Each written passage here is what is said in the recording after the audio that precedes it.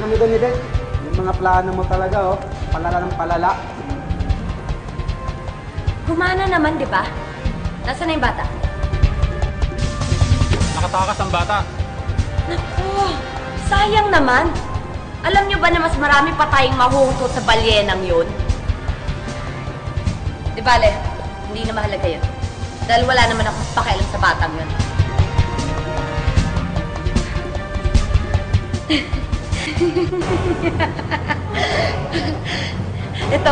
Ito ang mahalaga.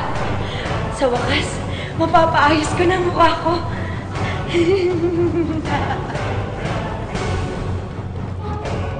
Kung kinakailangan ako na magre-report sa mga pulis, baka balikan pa tayo ng mga masasamang loob, mahirap na. Mami, si Daddy yung hero ko. Siya nagdikta sa akin.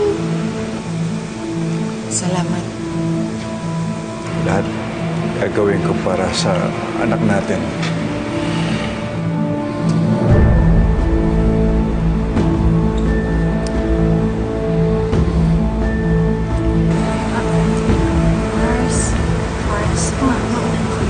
Sige.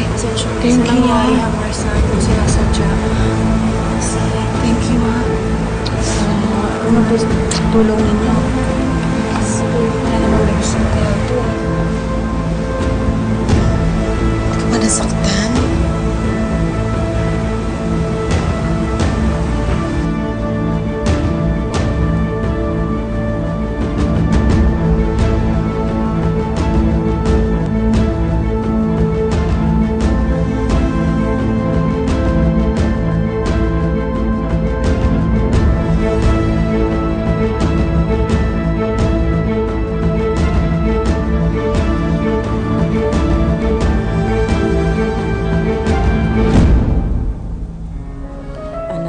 Sabihin mo sa kanila lahat ng mga sinabi mo sa akin. Sabi po nila, may papakita daw silang papi sa akin. Kaya ako sumakay sa van. Saan ka dinala? Sa isang house po. Meron doon nakatira na monster. Pangit siya, tsaka nakakatakot. Ano pa?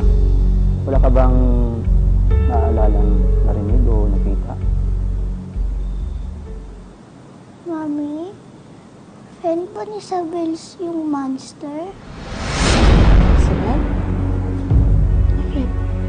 Sabi daw po kasi ng monster, yung kasama po ng monster, sabi po na, Tama ka sabi ni Isabel! Napakatigas ng ulo mo! tama si Isabel, tigas kasi ng ulo mo eh.